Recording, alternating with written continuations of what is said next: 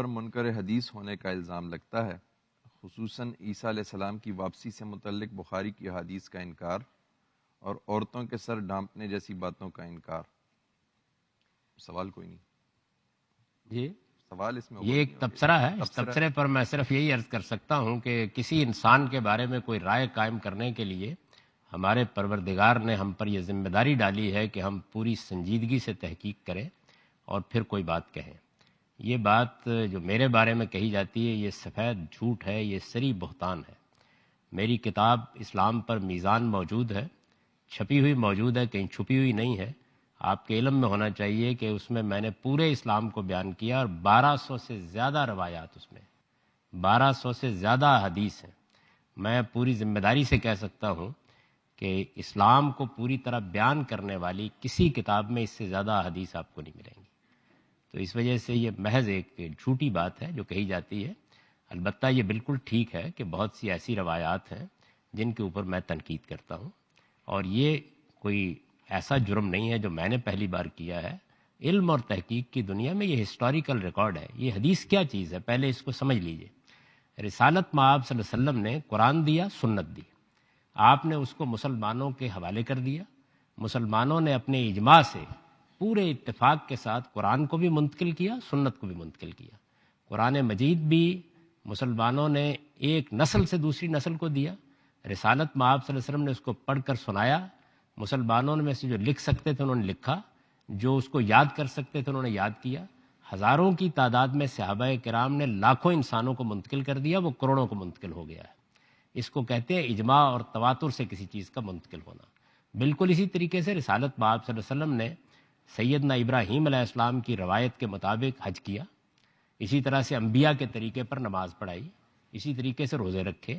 تو یہ ساری سنت بھی ایسے ہی پوری کی پوری منتقل ہو گئی۔ یعنی 14 صدیوں میں کبھی کوئی سال ایسا نہیں آیا کہ جس میں حج نہ ہوا ہو، کوئی سال ایسا نہیں آیا جس میں مسلمانوں نے روزے نہ رکھے ہوں، کوئی دن ایسا نہیں آیا کہ جس میں 5 نمازیں نہ پڑھی ہوں۔ یہ معلوم ہسٹری ہے، تاریخ ہے۔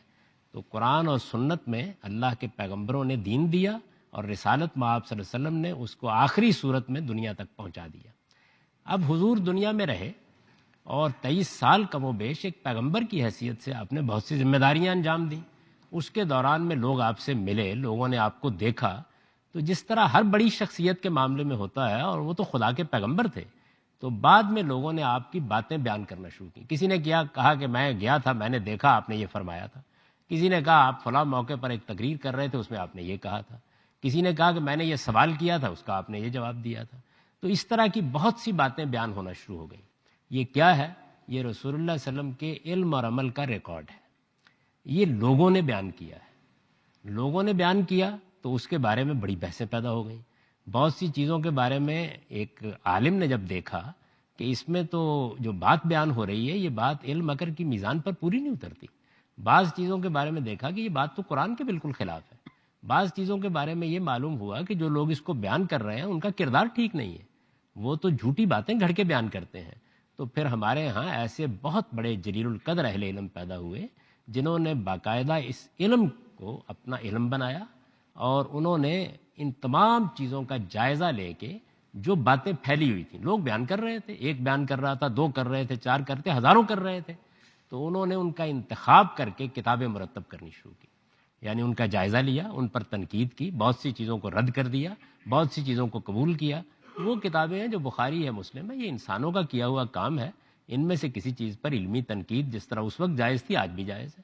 تو اس ہسٹوریکل ریکارڈ میں بعض چیزوں پر میں نے بھی تنقید کی ہے، لیکن یہ کہ اس کے نتیجے میں منکر حدیث ہو جاتا ہے آدمی، تو پھر سب سے پہلے تو امام بخاری تھے جنہوں نے کئی لاکھ میں سے چند ہزار حدیثوں کا انتخاب کر لیا۔